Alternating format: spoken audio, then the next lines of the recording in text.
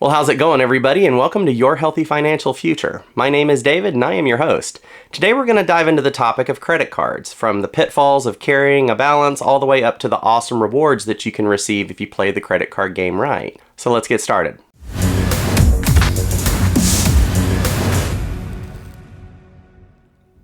Having a credit card is actually a privilege. It's not just a piece of plastic or a piece of metal that the bank gives you.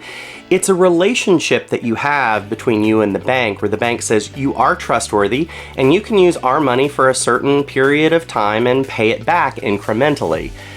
Sadly, only about 49% of Americans actually pay their cards off every single month in full. That's according to J.D. Power. That leaves 51% that are carrying balances, experiencing interest, and really making the banks a considerable amount of money. In today's world, the average credit card APR is about 20.52%, and the average household is holding about $6,500 of credit card debts. Pretty significant there. And the trend of credit card debt seems to be getting worse since the pandemic, not better. In the last 2 years, credit card debt has just absolutely ballooned by $230 billion. In fact, there are households that are having to dip into their 401ks on hardship withdrawal just to make it. To make matters worse, federal student loans are about to kick in after being paused for 3 years, leaving millions of households unprepared for this extra expense as their lifestyle has adjusted over the last 36 months. Nearly 1/3 of American households have less than $100 in their savings account. And according to NBC, 78% of households making less than $50,000 a year live paycheck to paycheck. And those that make $50,000 to $100,000 a year, 65% of them are living paycheck to paycheck. But a big surprise here is those making over $100,000 a year, 44% of those households, according to NBC, are living paycheck to paycheck. It reminds me of what Mark Zandi, chief economist at Moody's Analytics, had to say. The increase in delinquencies and defaults is symptomatic of the tough decisions that these households are having to make right now, whether to pay their credit card bills, their rent, or buy groceries. Coupled with high inflation and interest rates also comes a lot of really poor financial choices from American households. 83% of American households said that they go over budget and they overspend and they use their credit card as that crutch that kind of gets them through. 77% of American households said that they have anxiety related to money, and 58% of American households said that money absolutely rules their lives. Looking at this generationally, Gen X is the generation that actually carries the most debt that is not related to a mortgage, about $45,000 on average. The Gen Zs are actually experiencing the biggest uptick, though. In the last 2 years, they saw the biggest uptick of any generation, and they hold about $21,000 of non-mortgage debt. And according to the Consumer Financial Protection Bureau, Americans are spending about $120 billion in credit card interest and fees. That works out to be about $1,000 annual per household.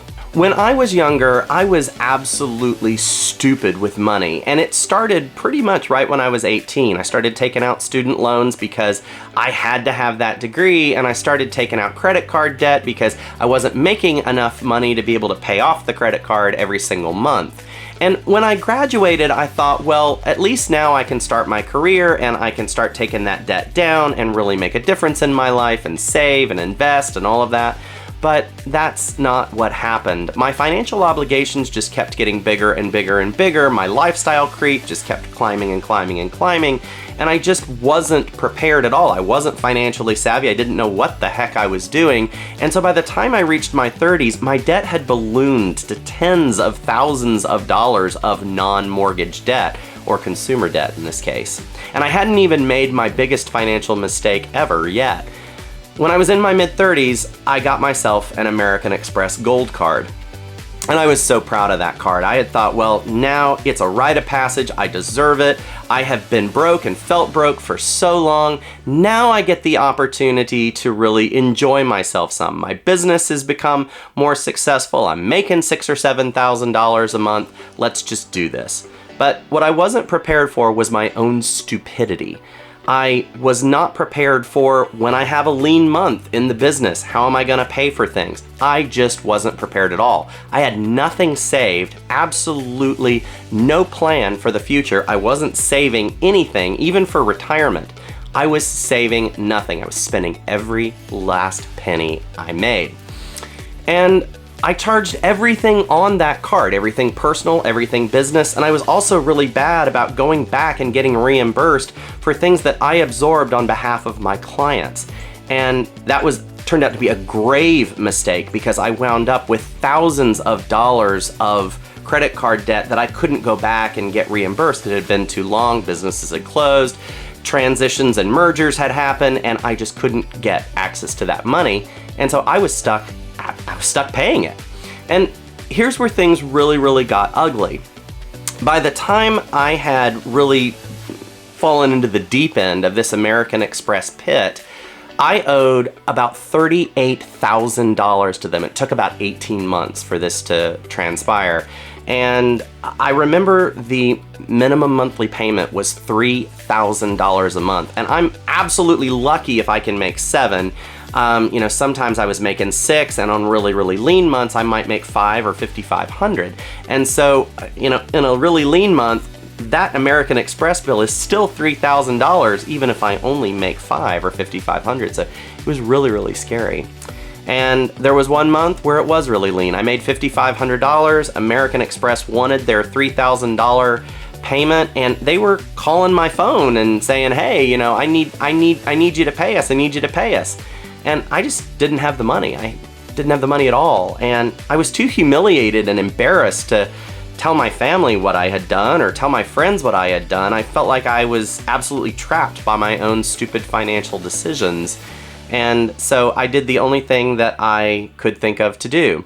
I knew I had a client that owed me about $2,000, and that would get me out of this hole, but that problem was the check that they had written for me was 6 hours away, one way. They were old school, they didn't believe in paying digitally, and I'm not gonna ask them to do that, and so I literally just hopped in the car. I drove 6 hours one way to pick up a check for $2,099.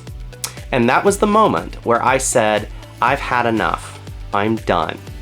I've got to figure out a good solution to get myself out of this mess and never come back here again so I can actually have a life that I'm proud of. And so when I got back home after driving 12 hours to pick up a $2,000 check, I realized that I had to reach out to a few people that I trusted in order to get some help. And the first person that I touched base with was an old friend of mine who also happened to be an attorney, and I told him, I not only owe $38,000 to American Express, but I owe another, $25,000 on my car, and I owe another $10,000 on credit card debt, and I've got student loans. I'm just a mess. I've got it all. And he asked me a very simple question, and it was something that I think everyone should know when they're in this situation, but I didn't.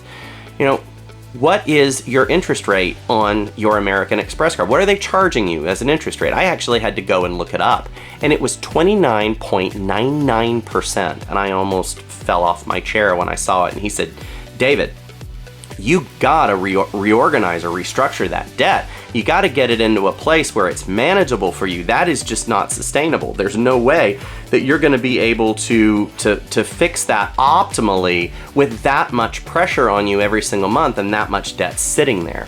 And so I reached out to my banker the very next day, and we discussed some options. One of the things that was given to me was a personal loan option where I could take out a personal loan and then they would in turn write a check to American Express and pay off my debt.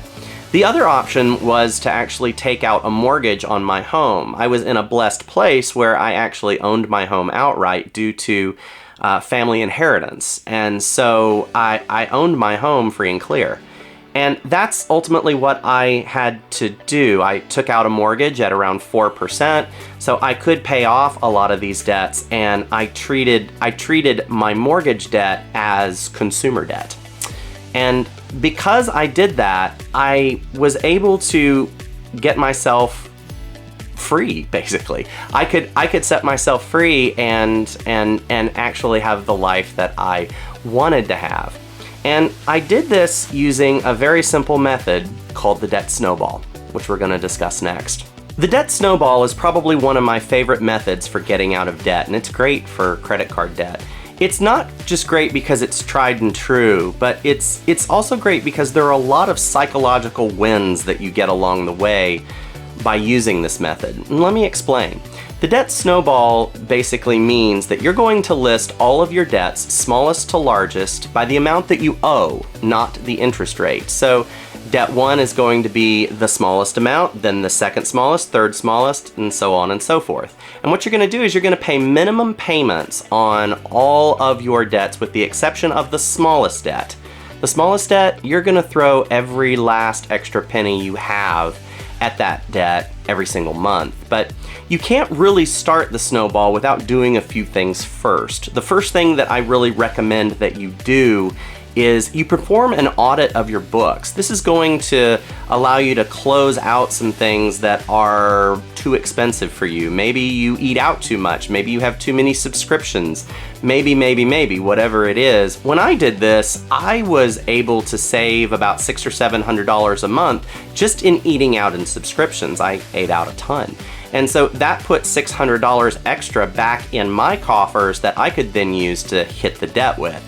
And that just made it so much easier. Now, you may want to go a little bit scorched earth here, and you may want to even think about selling vehicles, or you may want to think about having yard sales and selling equipment, boats, motorcycles, whatever it is. Get it out of your life so you can then have the extra cash to throw at the debt. Now, once you've done that and you have closed out everything and you feel you've gotten yourself down to be a little bit more efficient, the next thing that you need to do is you need to get yourself on a monthly budget. A monthly budget is going to give every penny that you make a job, a task, an assignment, so you can use the snowball effectively.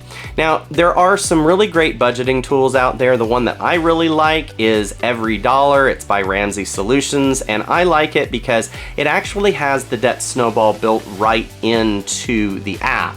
And so you can start the process almost immediately after downloading the app, and you can get your debt snowball rolling, and it will automatically calculate all of those things for you once you've made a payment. It's really cool, and it gives you reports and all of that stuff. So it's something that I highly recommend. And when you're doing this, when you're doing the debt snowball, I recommend tackle all of your non-mortgage debt, which is consumer debt. Don't just focus on credit cards. Go after your car notes, your student loans, any personal notes you've got, or or taxes or medical bills, anything that you've got. Just remember, you're listing it smallest to largest, and you want to pay off those smallest ones first, and that's going to give you some wins. It's going to make you feel really good. And then by the time you get to the bigger debts that you know you're tackling, you're already motivated and pumped up and really ready to do this.